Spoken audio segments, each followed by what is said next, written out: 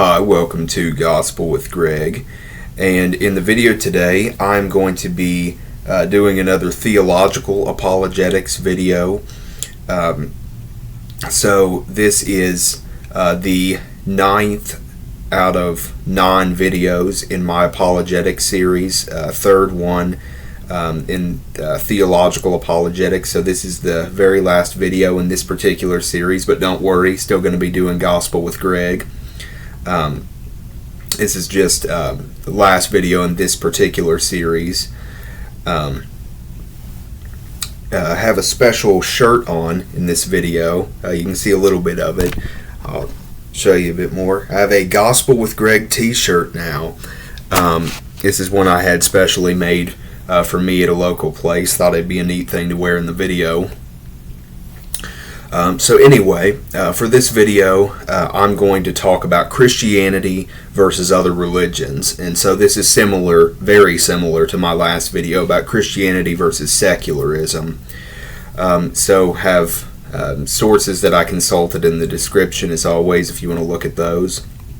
But this is an important topic to look at the difference between Christianity and other religions, because we live in a world that is pretty much accepting of whatever people want to believe. It tells us that we should be that way, of whatever belief you want to have, that it's true. So that's a common thing people will say, that there are all these different religions, we shouldn't fight. They're all true. They're all equally valid. I heard one person say, some people will say they're all equally invalid. And so sometimes there's this saying where people will say all roads lead to God, whether you want to be a Christian, a Buddhist, a Muslim, whatever else, that you can get to heaven regardless of which one of those faiths you want to take up, that basically whatever feels right for you can be true for you. And so I want to talk a little bit in this video about why that's not the case, that if Christianity is true, it is the truth, the one truth, not just one of many truths, that Jesus is the way to salvation, not just a way. So a problem with the idea that all religions are true, or that they all lead to God, is that they contradict each other in their beliefs. And I'll cover a little bit about what some of these other faiths believe later in the video, and you'll further see that as an issue. But in Isaiah 44 verse 6, it says, "Thus saith the Lord, the King of Israel, and his Redeemer, the Lord of hosts, I am the first and I am the last, and beside me there is no God." Furthermore, if we go to 1 Timothy chapter 2 verse 5, it says, "For there is one God and one mediator between God and men, the man Christ Jesus." So if you look at both of those verses, as well as many others, there are definitely other examples, it says there is one God, there is one Messiah, being Jesus. And so the Bible makes it very clear that there is one truth. So if you accept the truth of Christianity, the truth of Jesus, you have to fully accept it. You accept this as the one truth, not just part of a bigger truth. So other religions cannot also be true, because what would have to happen to make them true would contradict Christianity. Like I said, we'll talk more about that later in the video. And so this will be a big point that the subsequent points I'll make will rest on. So there are theological and philosophical reasons of why Christianity makes more sense and is more internally consistent than other religions. And a note I want to stop and make here, much like with my Christianity versus secularism video, I made a similar note. I'm not bashing specific people in this. I'm not saying that people that practice other faiths are bad in every way. This is a point that I've mentioned Nabeel Qureshi throughout this series. He said that we need to make an important distinction between people and their beliefs, because you can love someone as a person but acknowledge that their beliefs are dangerous. And so there are people that practice other faiths that can be great people in terms of helping other people. As a matter of fact, sometimes Muslims get stereotyped as violent, but I had a classmate in college that he was a Muslim, and he was a very nice and friendly guy. So that stereotype definitely did not fit him. He seemed like a pretty good guy, but that does not mean that what a particular person believes is true, just because they're a kind person. So definitely want to make that clear going forward. Distinction between the people and what they believe. There are numerous religions in the world today, but the 5 major world religions are Hinduism, Judaism, Buddhism, Christianity, and Islam. And so, like I said, those are the 5 main world religions, but there are thousands of others, and I do mean thousands. I'm going to give a rundown of some of the core things that these 4 other world religions believe. And I've learned a little bit about these faiths. I don't claim to be a scholar in all of them, but given that I studied history in college and teach it now, naturally, along with that, you learn cultures and what people believed. And I've also listened to people who are more educated in this than I am talk about it. And keep in mind what I'm about to share. These are, generally speaking, what these faiths teach. Sometimes you'll have different sects of religions that believe different things. So Christianity believes God is a Trinity, but there are, for instance, Unitarians who identify as Christian that don't believe in the Trinity. So this is just generally speaking what these faiths would teach.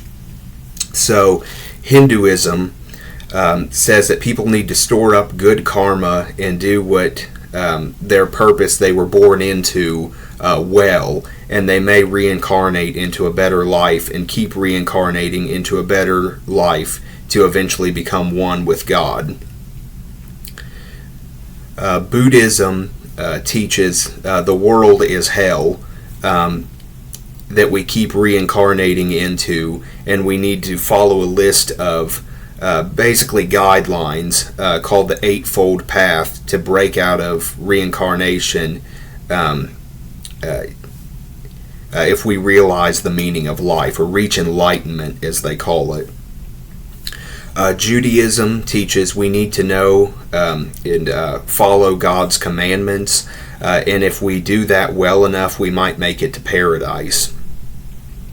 Islam teaches people must follow the 5 pillars of Islam and do good deeds, and if your good deeds outweigh your bad deeds in the end, you might make it to paradise. So again, that's kind of a general rundown. You can get more technical with it if you study it further, but those are generally some of the core teachings of the 4 other world religions. And there's a common theme here, a couple actually: uncertainty. So there's some uncertainty about whether doing these things will actually lead to the end result, such as, being reincarnated into a better life or reaching paradise. And then also, essentially, save yourself. So these faiths look very different. So Buddhism doesn't teach that there's a central God figure in the way that we think of God. Also, Hinduism is pantheistic. Judaism and Islam are monotheistic. These are kind of big technical terms. You can look them up if you're curious. But there is a diversity in these beliefs, but they essentially do say that to some degree of save yourself. Follow these guidelines to reach enlightenment or paradise or a better life. However, Christianity and the Bible is honest and tells us that if we're the problem, we can't be the solution. That's actually an exact quote from Abdu Murray, another apologist. And that we need a perfect God who is outside the evil and imperfection to save us. And as a matter of fact, Murray put it this way. He said, we need someone who's not us to save us from us. I thought that was a great way to say that.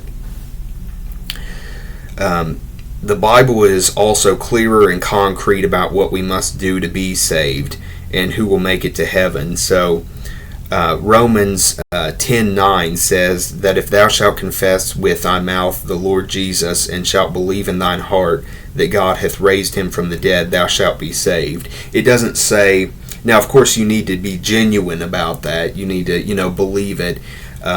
Really want God to save you, but it says if you do this, you shall be saved. Not maybe or some of you, or if God feels like it. It says you shall be saved.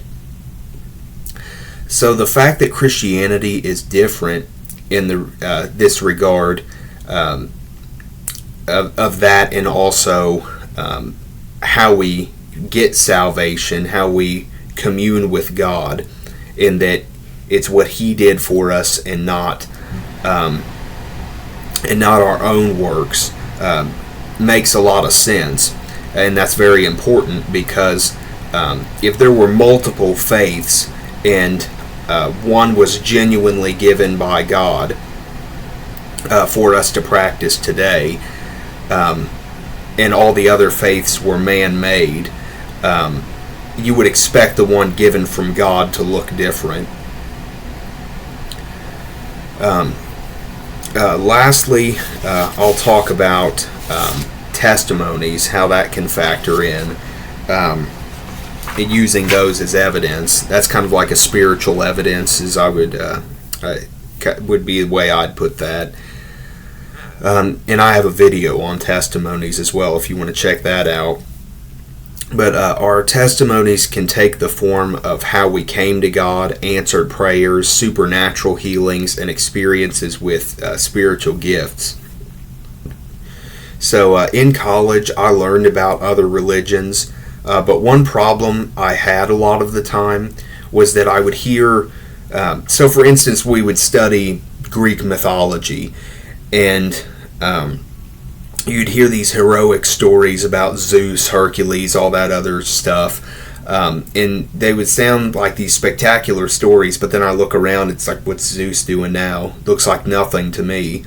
But with my God, when I read the Bible, not only do I see these amazing stories, but when I pray in His name to Him, I see Him doing things today. And so that was a very important thing for me when I was in college.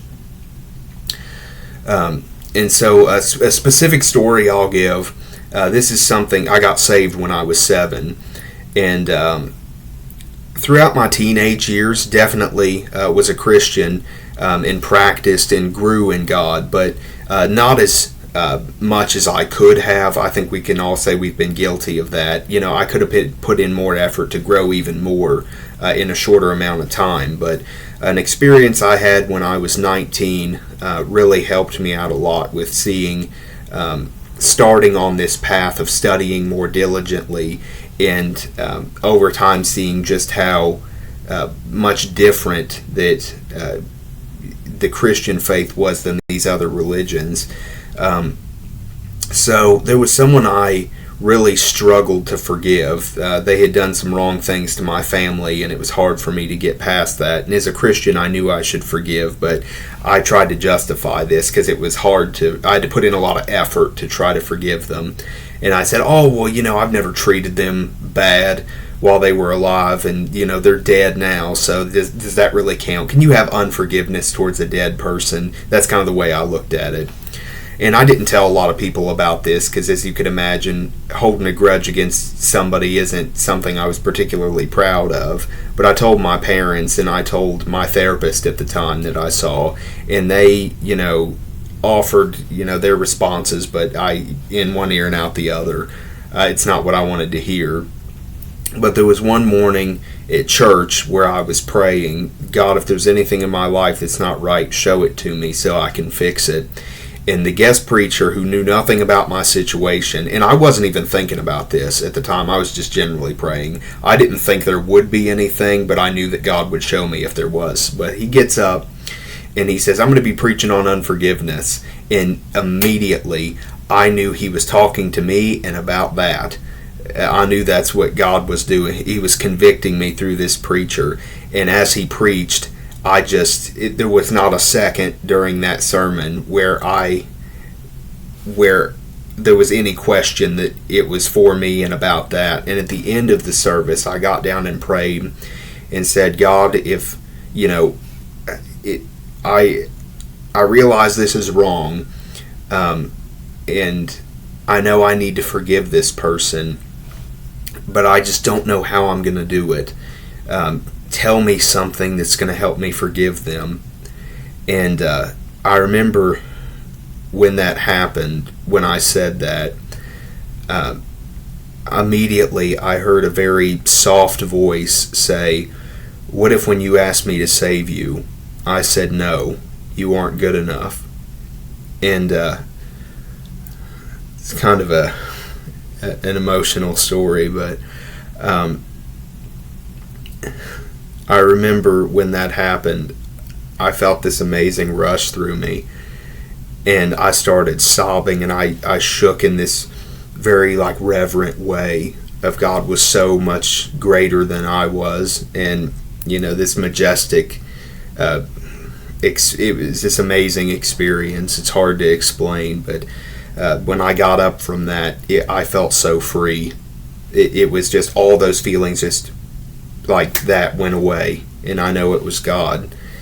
And that was an example of I had just started studying history in college. I originally majored in something else, but this was my first semester as a history major when I first started learning about these other cultures and everything.